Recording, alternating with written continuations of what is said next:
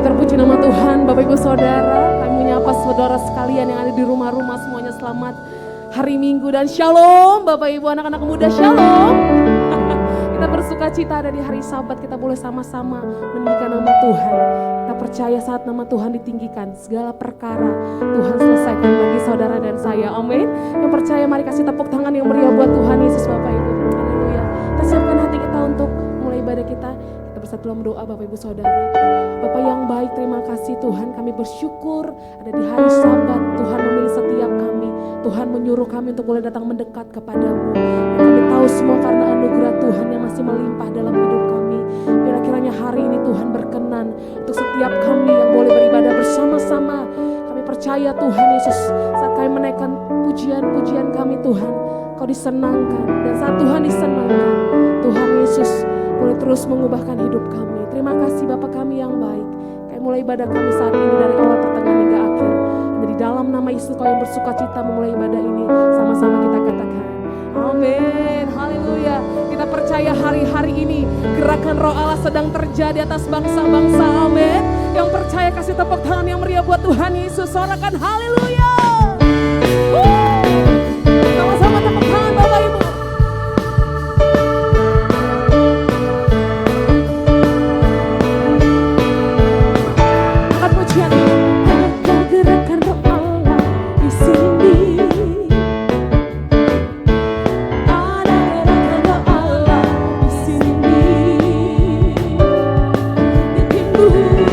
Di barat, utara, dan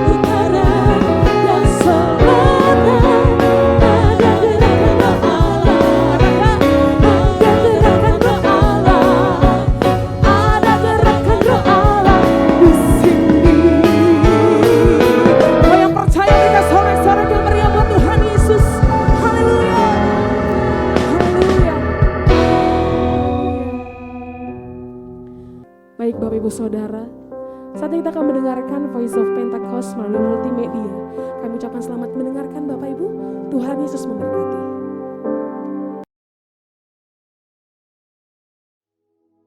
Shalom saudara, apa kabarnya? Pasti tetap bersemangat dan bersuka cita senantiasa. Nah, edisi Voice of Pentecost kali ini, kita akan membahas tentang tertanam di gereja lokal. Mungkin saudara pernah mengalami di mana aspirasimu ditolak di gereja lokal. Atau pernah merasa dicuekin oleh gembala. Mungkin pernah dikecewakan dan berujung kita pindah-pindah gereja mencari tempat yang nyaman untuk beribadah. Saya ingin katakan bahwa saudara harus tetap tertanam di gereja lokalmu. Markus 4 ayat 26-29 memuat sebuah perumpamaan singkat tentang kerajaan Allah yang digambarkan dengan proses bercocok tanam. Ayat 27 berkata, "Lalu pada malam hari ia tidur dan pada siang hari ia bangun. Dan benih itu mengeluarkan tunas, dan tunas itu makin tinggi. Bagaimana terjadinya, tidak diketahui orang itu." Setiap proses untuk bertumbuh yang dialami sebuah benih terjadi di dalam tanah. Di tempat gelap, di mana tidak seorang pun yang bisa melihat dan mengetahuinya. Demikian pula dengan setiap kita sebagai benih. Ketika kita berkomitmen untuk tertanam di gereja lokal, kita akan mengalami berbagai proses yang mungkin tidak nyaman.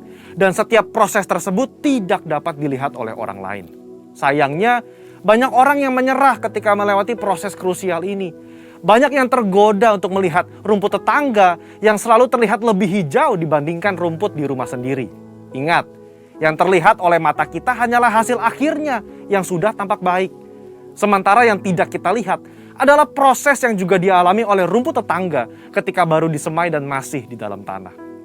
Di era pandemi COVID-19 ini, di mana kita harus beribadah secara virtual, semua gereja berlomba-lomba dalam menyajikan konten yang terbaik, display yang estetik, musik yang menarik, dan kemampuan editing yang kekinian.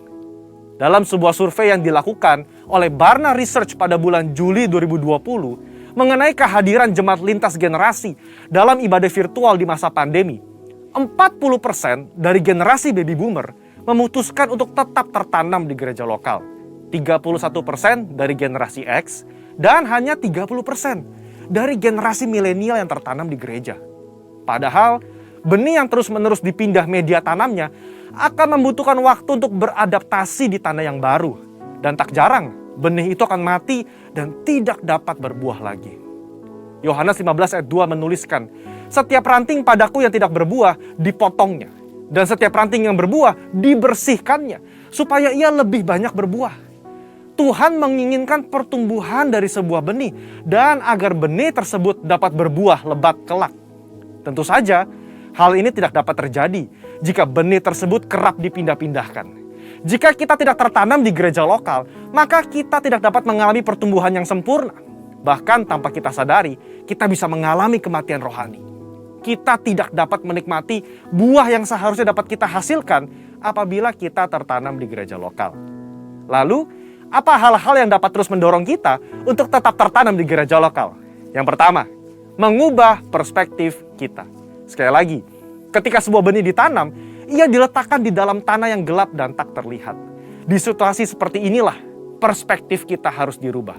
Ditanam sebagai benih atau dikubur seperti jenazah. Faktanya, di dalam tanah itu mungkin ada rasa kesepian. Tidak dilihat orang. Seakan-akan tidak ada jalan keluar. Saudara, kita bukan sedang dikubur, melainkan kita sedang ditanam. Jika kita berpikir bahwa kita sudah dikubur, maka tidak ada lagi pertumbuhan yang dapat kita alami. Namun ketika kita mengubah perspektif bahwa keadaan yang saat ini kita alami di dalam tanah adalah karena kita sedang ditanam, maka kita akan terus bertumbuh hingga waktunya benih tersebut akan tampak di atas tanah dan menghasilkan buah. Saudara sedang ditanam dan bukan dikubur. Kedua, jalani proses. Proses adalah bagian terpenting dari perjalanan hidup setiap manusia. Di mana manusia dibentuk lewat hal-hal yang sulit agar menjadi semakin baik dan semakin kuat di kemudian hari. Alkitab berulang-ulang menggambarkan hidup manusia bagaikan tanah liat di tangan tukang periuk. Sebelum menjadi bejana, maka tanah liat harus melalui proses diremukkan, ditekan, bahkan dimasukkan ke dalam tungku untuk dibakar sebelum bejana tersebut jadi sempurna. Tidak ada seorang pun yang luput dari proses. Ingat, Proses inilah yang menentukan seberapa kuat akar yang akan kita hasilkan untuk menyokong seluruh pertumbuhan kita nantinya. Oleh sebab itu, mengalami berbagai proses di gereja lokal adalah hal yang wajar agar kita sebagai benih dapat memiliki akar yang kuat. Dalam proses itulah Tuhan sedang membentuk karakter kita agar semakin serupa dengan Kristus. Yang ketiga, berhenti membanding-bandingkan. Kita tahu cerita tentang Lea yang selalu merasa tidak dicintai oleh suaminya Yakub, karena Yakub lebih cinta kepada Rahel, istri keduanya. Pada saat itu, Lea melahirkan 3 anak laki-laki bagi Yakub, sementara Rahel mandul. Lea yang terus-menerus membandingkan cinta dari Yakub kepada Rahel merasa sedih, tertekan, kesepian, sampai ia mencurahkan perasaannya lewat arti nama yang diberikan ke 3 anaknya. Kalau Lea terus-menerus membandingkan dirinya dengan Rahel, ia tidak dapat melihat berkat yang diberikan Allah kepadanya, yaitu anak-anak yang dikaruniai.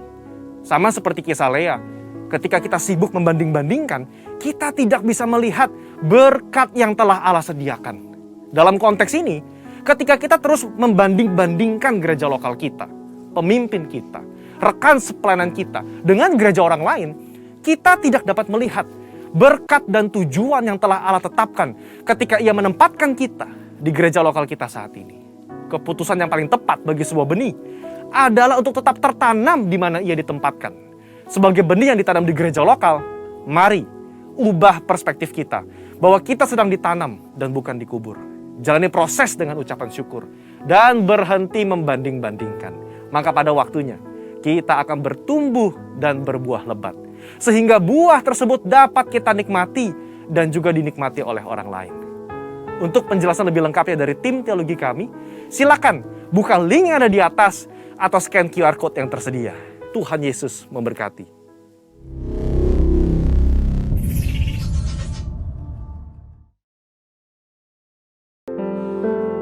Persiapkan hati kita untuk saat ini masuk dalam hadirat Tuhan. Kita bawa hati kita di hadapan Tuhan saat ini. Biar Roh Kudus memenuhi setiap hati kami. Kami rindu Engkau Tuhan. Yesus Tuhan ditinggikan, dimuliakan dan naik ke surga. Dia berikan Roh Kudus-Nya, menguatkan dan menolong selalu.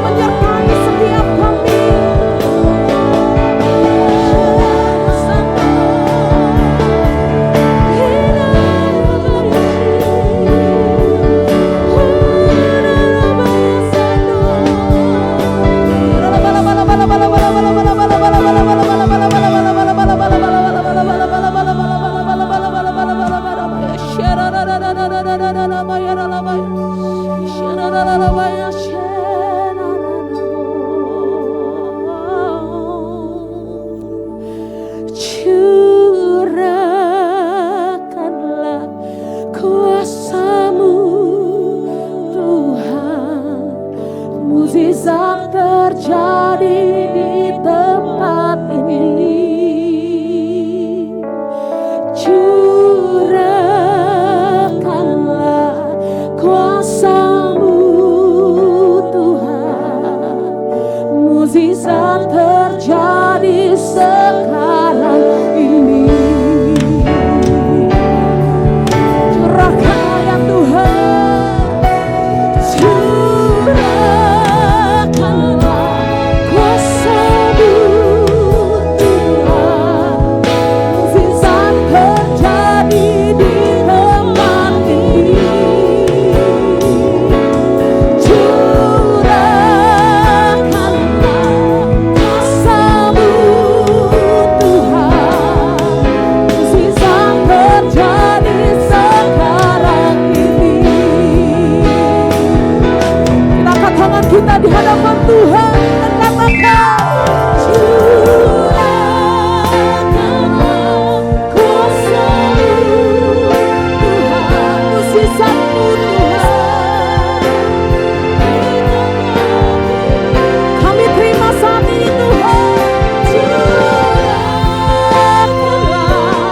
kuasa-Mu Tuhan, mukjizat terjadi sekarang ini.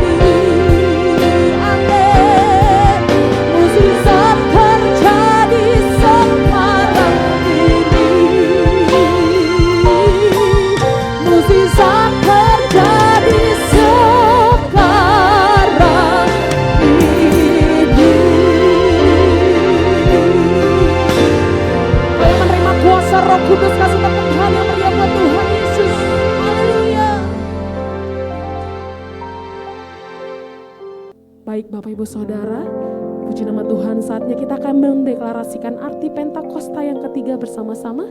Mari dengan lantang dan keras Bapak Ibu. Pentakosta ketiga. 1. Pentakosta ketiga adalah pencurahan Roh Kudus yang dahsyat di zaman ini, melebihi yang terjadi di Azusa Street. 2. Pentakosta ketiga akan mengakibatkan penuaian jiwa yang terbesar dan yang terakhir sebelum Tuhan Yesus datang kembali. 3. Pentakosta ketiga akan membangkitkan generasi Yeremia, yaitu anak-anak muda yang dipenuhi Roh Kudus, cinta mati-matian kepada Tuhan Yesus, tidak kompromi terhadap dosa, dan akan bergerak untuk memenangkan jiwa. 4. Pentakosta ketiga lahir di Indonesia dan bergerak ke bangsa-bangsa.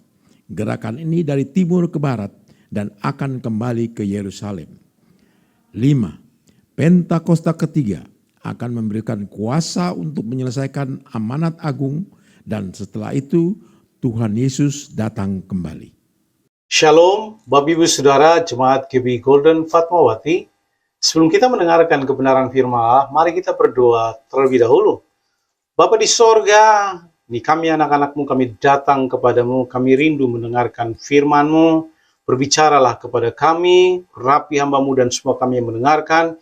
Kami percaya firman-Mu adalah kebenaran, kebenaran itu mengubahkan hidup kami, memerdekakan kami, dan menolong kami makin hari jadi sama seperti Kristus. Di dalam nama Tuhan Yesus kami berdoa, haleluya, amin. Baik Bapak Ibu Saudara yang dikasihi oleh Tuhan, hari ini saya akan berbagi dengan Bapak Ibu Saudara yang dikasihi oleh Tuhan dengan tema awasilah mulutmu. Bapak Ibu Saudara, Dalam sebuah penelitian mengatakan bahwa satu hari kita bisa mengucapkan 10.000 sampai 18.000 kata, dan biasanya wanita akan berbicara 2 kali lebih banyak daripada pria. Nah, dengan perkataan-perkataan sebanyak ini yang kita ucapkan dari mulut kita, itu punya potensi, Bapak Ibu Saudara, potensi untuk mendatangkan hal-hal yang baik bagi kita, atau sebaliknya, potensi untuk menciptakan hal-hal yang baik bagi hidup kita, atau sebaliknya mendatangkan atau menciptakan hal-hal yang buruk. Jadi Bapak Ibu Saudara, kita perlu untuk mengawasi mulut kita. Nah, karena perkataan mulut kita ini sangat penting. Di dalam Amsal 13 ayat 3 berkata seperti ini, siapa menjaga mulutnya memelihara nyawanya, siapa lebar bibir akan ditimpa kebinasaan. Dalam terjemahan yang lain, mereka yang dapat mengontrol mulutnya akan memelihara nyawanya. Mengontrol mulutnya. Jadi Bapak Ibu Saudara, banyak orang pada akhirnya kehilangan nyawanya karena tidak bisa mengontrol mulutnya. Itu sebabnya ada orang berkata bahwa mulut kita ini hanya sejengkal jaraknya dari leher kita. Ada orang-orang yang tidak bisa mengontrol mulut mereka, pada akhirnya leher mereka melayang. Ya, mereka mengalami kematian. Banyak kali Bapak Ibu Saudara kita lihat di berita, ada karyawan yang sakit hati oleh karena perkataan majikannya, sehingga pada akhirnya mereka membunuh majikannya dan sebagainya. Ya, Bapak Ibu Saudara dikasihi oleh Tuhan, di dalam Amsal 18 ayat 21 berkata, hidup dan mati dikuasai oleh lidah. Siapa suka mengemakannya akan memakan buahnya. Dalam terjemahan yang lain dikatakan perkataan kita itu bisa membunuh. Perkataan kita itu bisa menjadi racun atau buah, tergantung mana yang kita pilih. Jadi itu bisa menjadi racun atau menjadi buah yang baik, tergantung mana yang kita pilih untuk kita ucapkan. Dalam terjemahan yang lain juga dikatakan, kita akan memakan segala sesuatu yang kita ucapkan. Ya, jadi kita akan memakan atau mendapatkan segala sesuatu yang kita ucapkan. Jadi Bapak Ibu Saudara, saya mau mendorong saudara hari ini, berhati-hatilah, jagalah mulut kita, sehingga kita tidak sembarangan mengucapkan hal-hal yang sembrono, yang pada akhirnya mendatangkan celaka bagi hidup kita. Bapak Ibu Saudara yang dikasihi oleh Tuhan, ada 3 hal yang kita akan belajar bersama-sama hari ini. Mengapa kita harus mengawasi mulut kita? Mengapa kita harus awasi mulut kita? Karena kebenaran yang pertama, mulut kita memiliki kuasa untuk menciptakan kehidupan. Sekali lagi saya ulangi, mulut kita memiliki kuasa untuk menciptakan kehidupan kita, atau bahkan sebaliknya, menciptakan hal-hal yang buruk terjadi kepada kita. Bapak Ibu Saudara dikasihi Tuhan, seperti firman atau ayat yang kita sudah baca sebelumnya, hidup dan mati dikuasai oleh lidah. Siapa suka mengemakannya akan memakan buahnya. Jadi Bapak Ibu Saudara, kita akan memakan segala sesuatu yang kita ucapkan. Ya, jadi hasilnya kita akan nikmati sendiri. Bapak Ibu Saudara yang dikasihi oleh Tuhan, jadi kita perlu awasi mulut kita dan apapun yang kita ucapkan melalui mulut kita. Alkitab menjelaskan Bapak Ibu Saudara dalam kitab Kejadian bahwa Allah menciptakan alam semesta itu dengan perkataan dari mulutnya. Alkitab menjelaskan, berfirmanlah Allah, jadilah siang, jadilah malam, jadilah bintang, jadilah cakrawala, jadilah ikan-ikan di laut dan sebagainya. Semuanya menggunakan perkataan dari mulutnya. Dan kata lain Bapak Ibu Saudara, mulut kita punya kuasa untuk menciptakan sesuatu yang positif ataupun yang negatif bagi hidup kita. Jadi Bapak Ibu Saudara, saya boleh mengatakan bahwa justru kondisi yang kita alami hari ini, itu salah satunya adalah karena pengaruh daripada apa yang kita ucapkan kemarin. Jadi kalau kita mau memperbaiki masa depan kita, salah satu yang kita perlu perbaiki juga adalah perbaikilah apa yang kita ucapkan dari mulut kita. Karena apa yang kita ucapkan dari mulut kita itu akan sangat mempengaruhi apa yang akan kita dapatkan nanti. Bapak Ibu Saudara dikasihi oleh Tuhan, perkataan kita memiliki kuasa yang luar biasa, ya. Kata-kata kita begitu kuat sehingga dapat memberkati atau sebaliknya mengutuk, mendorong atau mengecilkan hati, menyakiti atau sebaliknya menyembuhkan, meruntuhkan atau bahkan membangun. Kata-kata kita punya kuasa punya power yang luar biasa bagi hidup kita. Perkataan kita itu sama seperti benih, ya. Yang kita ucapkan itu akan bertumbuh, Bapak Ibu Saudara. Dan siapa yang menikmatinya? Ya pastinya kita yang akan menikmati. Seperti ayat yang di Amsal kita udah baca tadi, bahwa kita akan memakan hasil dari segala sesuatu yang kita ucapkan. Jadi berhati-hatilah dengan apa yang kita ucapkan dari mulut kita. Jangan hanya asal mengucapkan. Awasilah, jagalah, kontrollah mulut kita supaya kita tidak sembarangan mengucapkan apapun sebelum segala sesuatu terjadi dalam dunia nyata. Biasanya itu sudah diciptakan terlebih dahulu di dalam alam roh.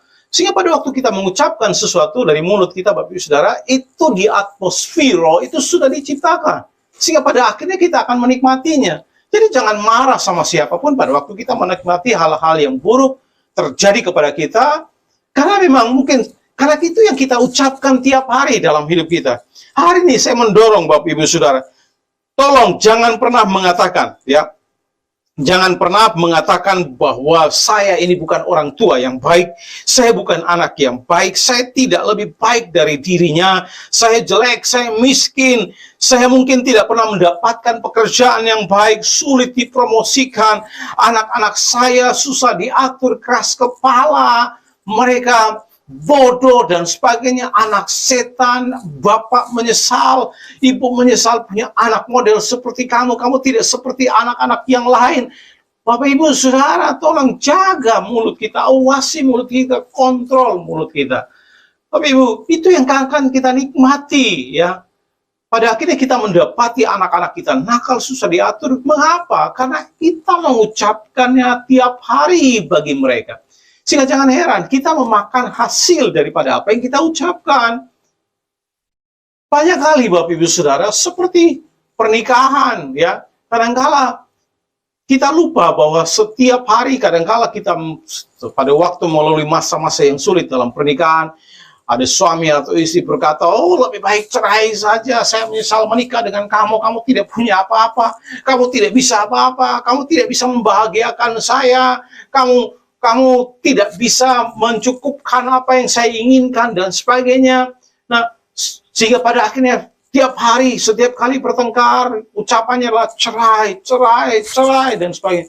Jangan heran, pada akhirnya kita menikmati apa yang kita ucapkan. Tapi Ibu Saudara yang dikasihi oleh Tuhan, itu sebabnya kita diajarkan oleh firman Allah, kita harus mengucapkan sebaliknya dari kondisi yang kita alami atau fakta yang kita alami. Rasul Paulus mengajarkan kepada kita dalam 2 Korintus pasal 12 ayat yang ke-10 dikatakan, sebab ketika aku lemah, aku kuat. Jadi pada waktu dalam kelemahan Rasul Paulus berkata, oh aku kuat. Dalam Yoel pasal 3 ayat 10 juga dikatakan, baiklah orang yang tidak berdaya berkata, aku ini pahlawan. Wow.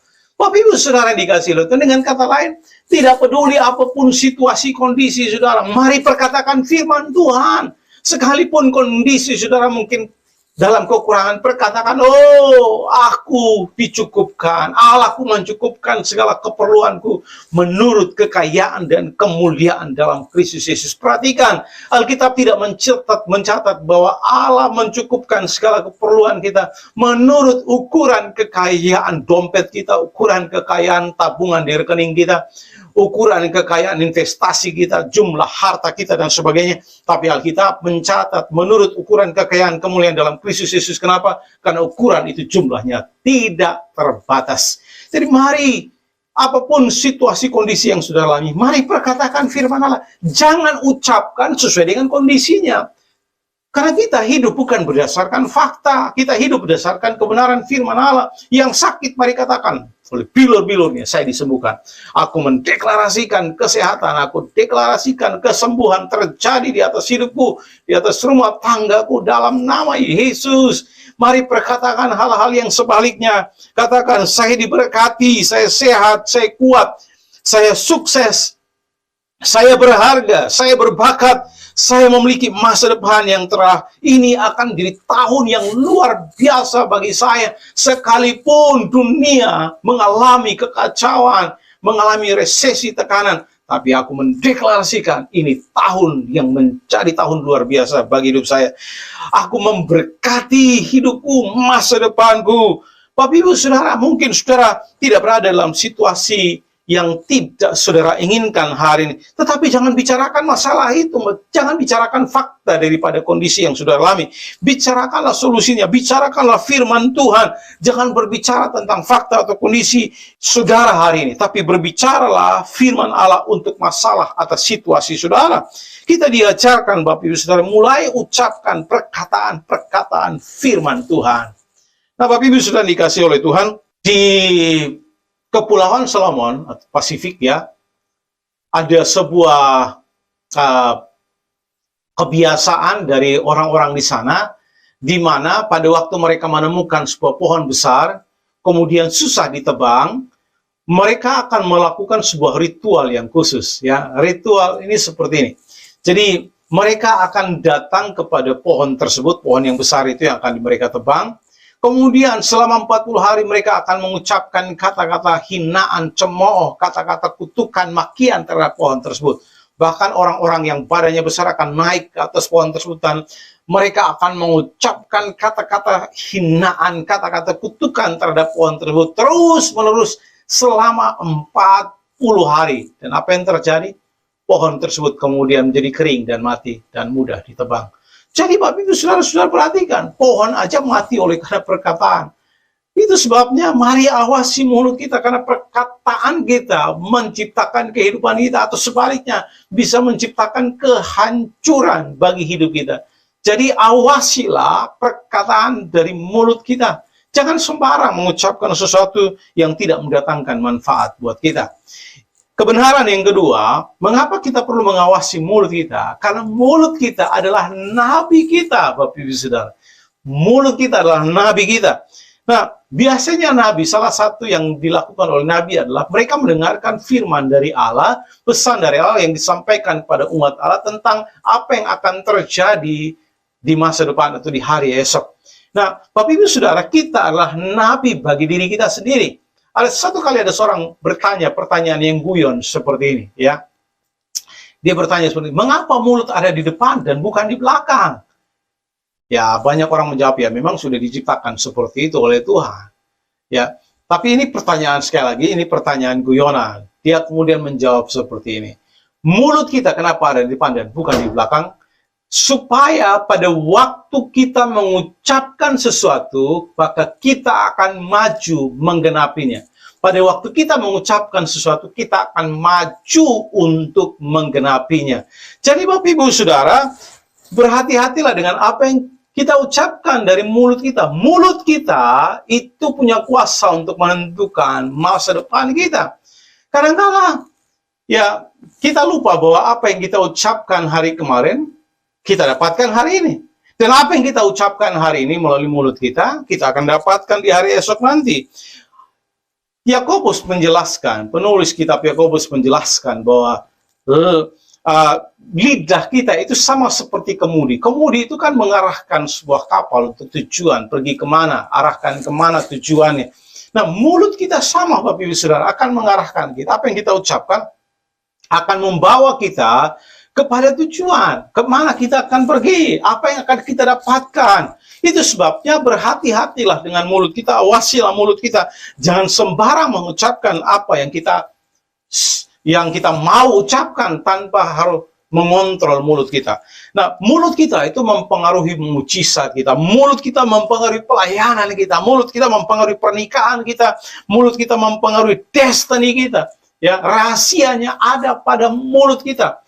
Mengapa salah satu alasan mengapa bangsa Israel, Bapak Ibu Saudara, mereka berkeliling selama 40 tahun di padang gurun, bahkan generasi yang pertama itu dibunuh habis oleh Tuhan. Karena salah satunya mereka tidak bisa mengontrol mulut mereka.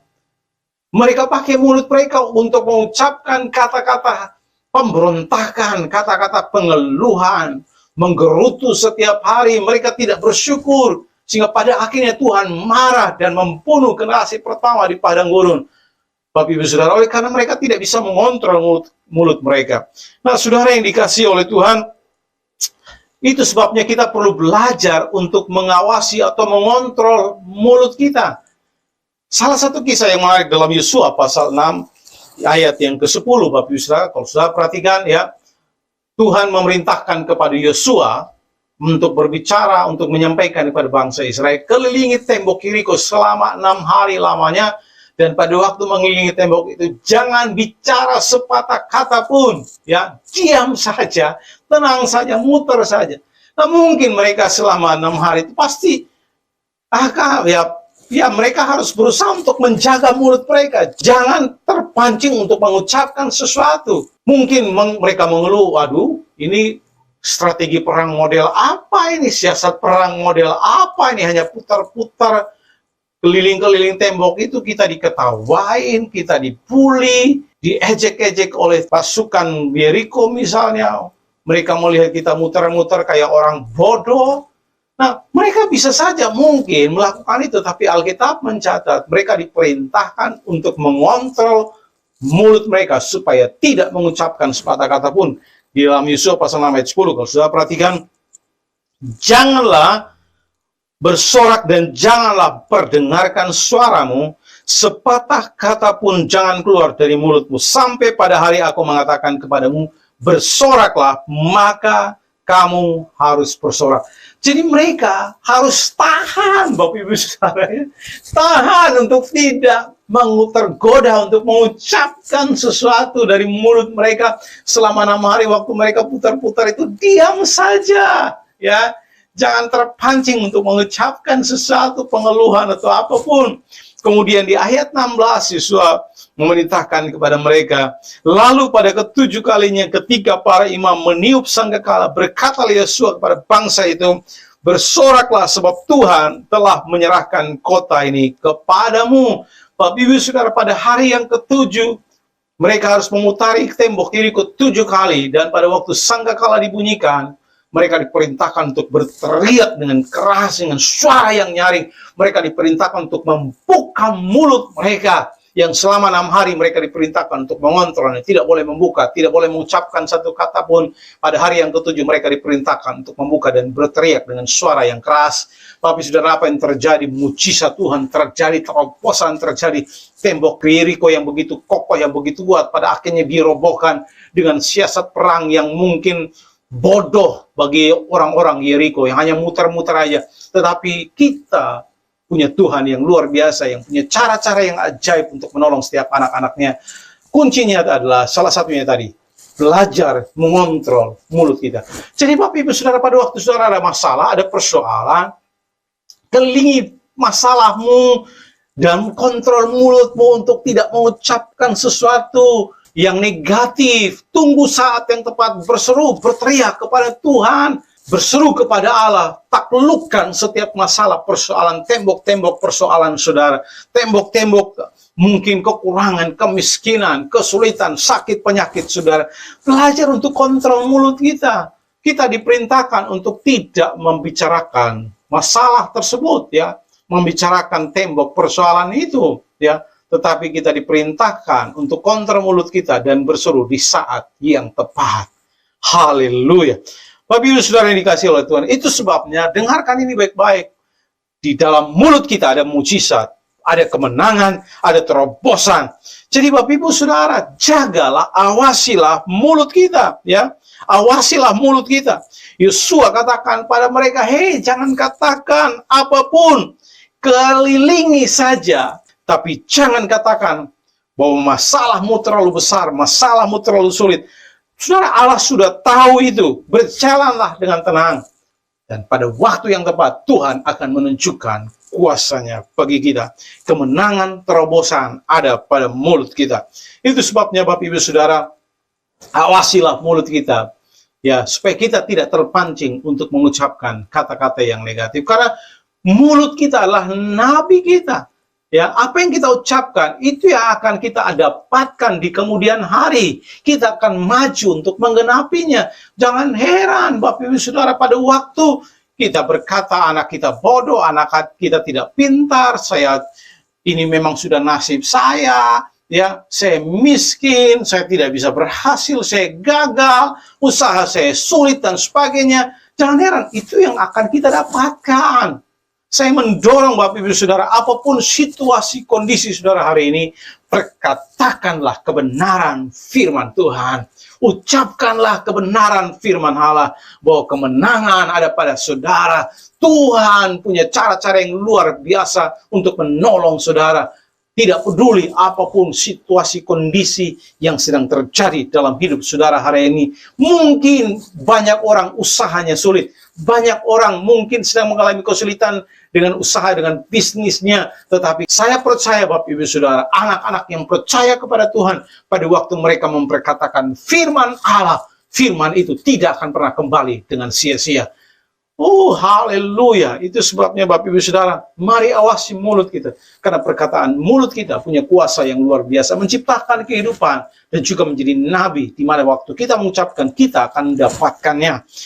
Nah, salah satu contoh bagi bangsa Israel, mereka sulit untuk mengontrol mulut mereka. Dan pada akhirnya mereka mendapatkan apa yang mereka ucapkan di dalam Bilangan pasal 21 ayat 4. Dan sampai ayat yang ke-6 di sana dikatakan, setelah mereka berangkat dari Gunung Hor berjalan ke arah laut Teberau untuk mengelilingi tanah Edom, maka bangsa itu tidak dapat lagi menahan hati di tengah jalan. Mereka tidak dapat menahan hati mereka. Mereka tidak dapat lagi menahan mulut mereka. Rasa-rasanya udah mau keluarkan itu ya. Mereka tidak bisa mengontrol. Makanya ayat yang ke-5 mereka langsung keluarkan perkataan-perkataan dari mulut mereka. Lalu mereka berkata-kata melawan Allah dan Musa. Mengapa kamu memimpin kami keluar dari Mesir supaya kami mati di padang gurun ini? Sebab di sini tidak ada roti dan tidak ada air. Dan akan makanan hambar ini kami telah muak. Wow. Mereka protes, mereka mengeluh, menggerutu, padahal sudah diberkati Tuhan. Dengan roti, dengan daging tiap hari, tanpa harus bekerja keras. Tuhan sudah kasih. Tapi juga tidak cukup bagi mereka. Sehingga ayat yang ke-6 dikatakan, lalu Tuhan menyuruh ular-ular tedung ke antara bangsa-bangsa itu yang memagut mereka. Sehingga banyak dari orang Israel yang mati. Kenapa mereka mati? Karena mereka tidak bisa kontrol mulut mereka. Saya mendorong Bapak Ibu Saudara, mari awasilah mulut kita. Karena mulut kita menciptakan kehidupan kita, atau justru menghancurkannya. Mulut kita adalah nabi kita. Apa yang kita ucapkan, kita akan maju dan mendapatkannya. Yang ketiga Bapak Ibu Saudara, mengapa kita perlu mengawasi mulut kita? Karena mulut kita adalah doa kita. Perkataan dari mulut kita itulah doa kita.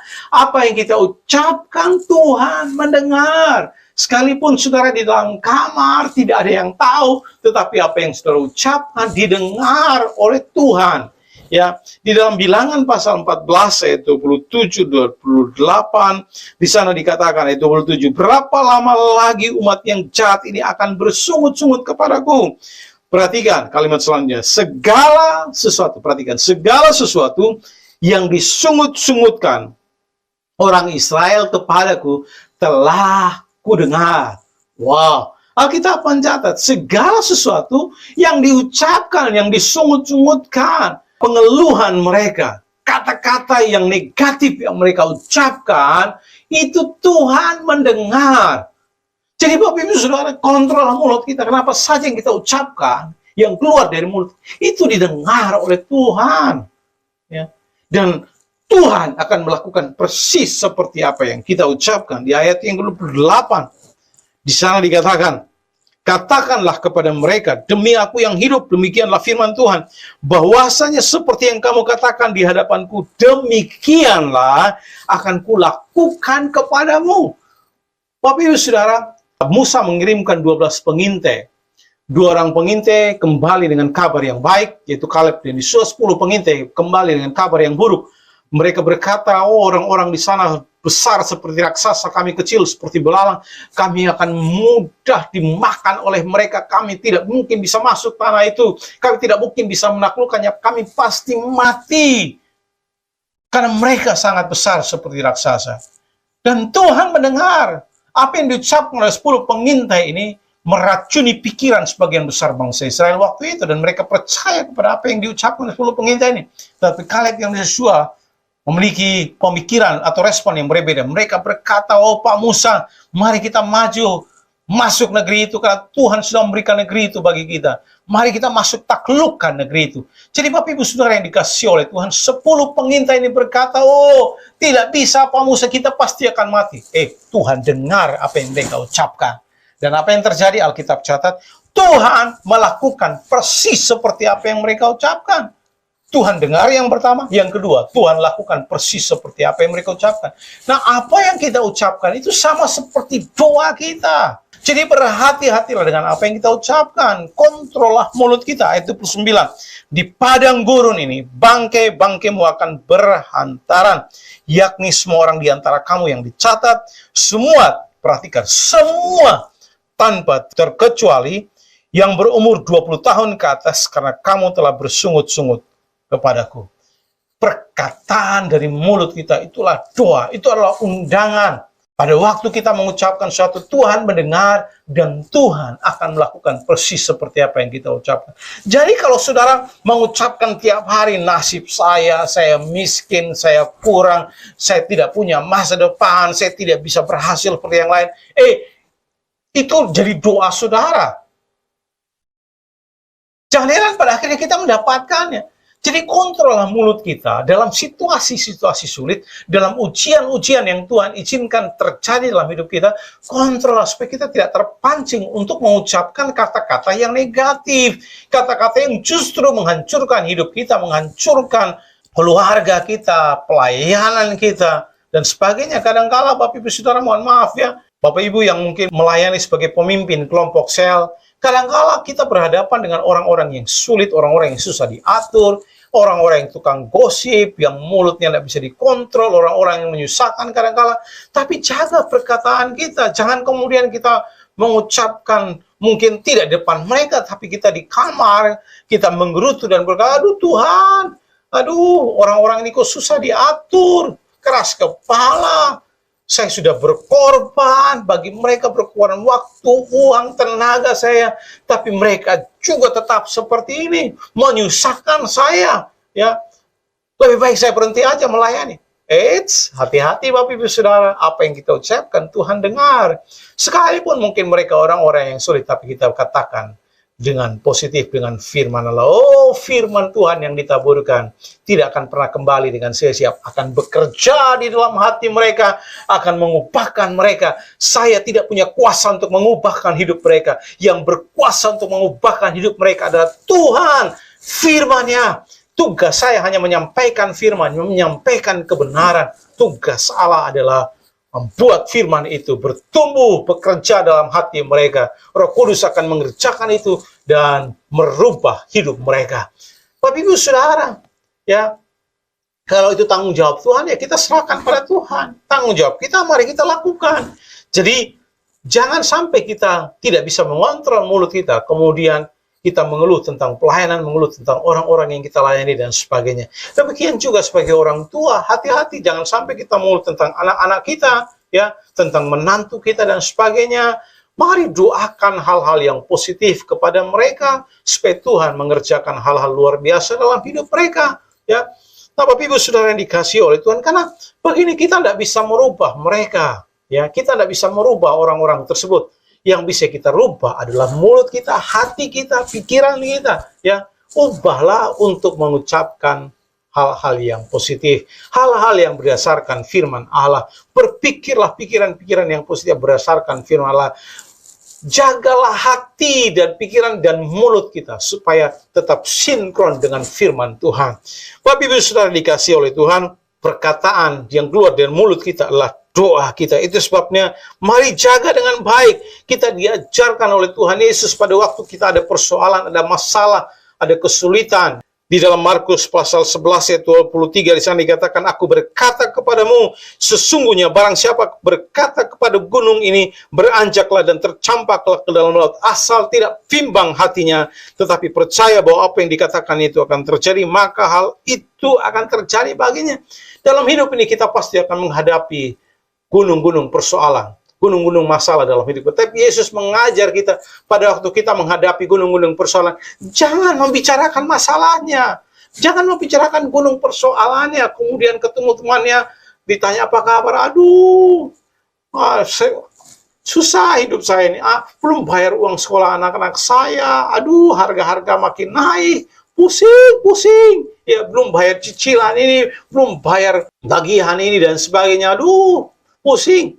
Bapak Ibu Saudara, kita tidak diajarkan untuk melakukan seperti itu. Sebagai orang percaya, kita diajarkan jangan membicarakan masalahnya, tetapi Alkitab mengajarkan kita berbicaralah kepada gunung tersebut, pakai otoritas yang Tuhan sudah berikan. Kadang-kadang banyak hari-hari ini, bukan saja menggunakan mulut kita untuk membicarakan masalah kita, tapi kadang-kadang kita pakai tangan kita untuk menuliskan masalah kita di Facebook, di Instagram, di WhatsApp, kemudian kita menuliskan masalah-masalah kita di situ. Saya beritahu Bapak Ibu Saudara, tolong dengarkan. Media sosial, Facebook, Instagram, WhatsApp tidak akan pernah bisa menyelesaikan masalahmu. Yang bisa menyelesaikan masalah saudara hanya Tuhan. Itu sebabnya jangan Bapak Ibu Saudara kemudian menuliskan setiap persoalan saudara di Facebook, itu akan menambah kesulitan bagi saudara. Jadi Bapak Ibu Saudara, kita diajarkan stop talking about your problems. Berhenti berbicara tentang persoalan, tentang gunung persoalan saudara. Kita diajarkan untuk berbicara kepada gunung, bukan berbicara tentang gunung persoalan hidup kita. Mari pakai otoritas kita, jangan berikan kesempatan pada gunung persoalan kita untuk bertumbuh. Yang namanya gunung pasti besar, pasti sulit, tidak mungkin, mustahil. Tetapi kita percaya kita punya Tuhan, kita punya firman Allah yang ya dan amin, yang berkuasa untuk melakukan apapun. Itu sebabnya pakai otoritas yang Tuhan sudah berikan. Berbicaralah kepada gunung-gunung persoalan kita. Hei sakit penyakit, oleh bilur kuasa darah Yesus disembuhkan. Aku deklarasikan kesehatan, kesembuhan terjadi. Aku percaya hidupku diberkati, punya masa depan, sukses, berhasil, sejahtera, seperti yang Tuhan sudah firmankan.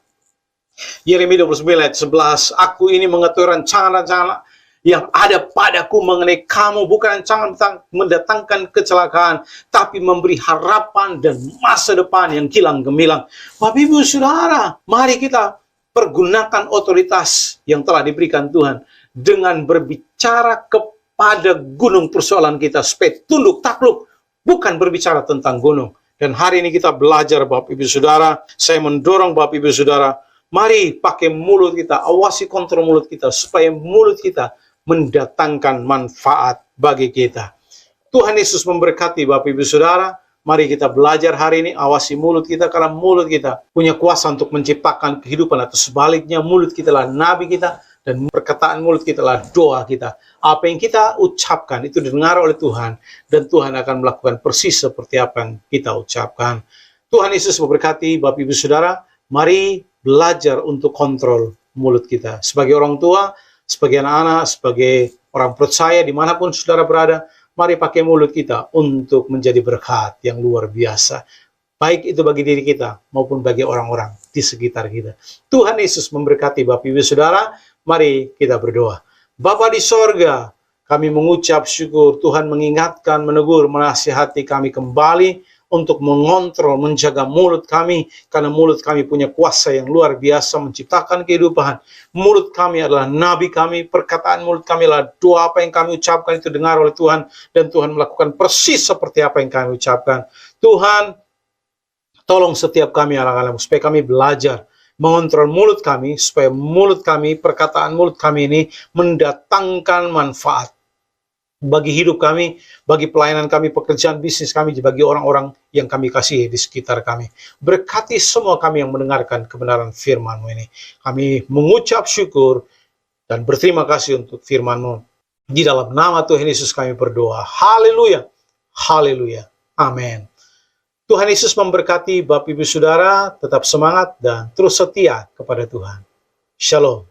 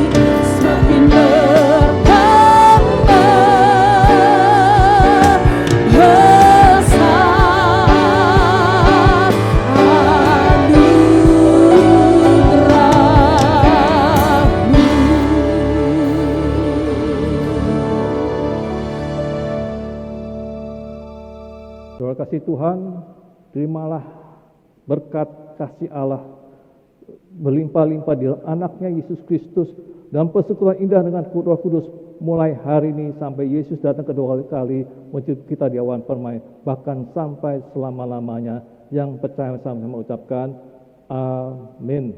Tuhan.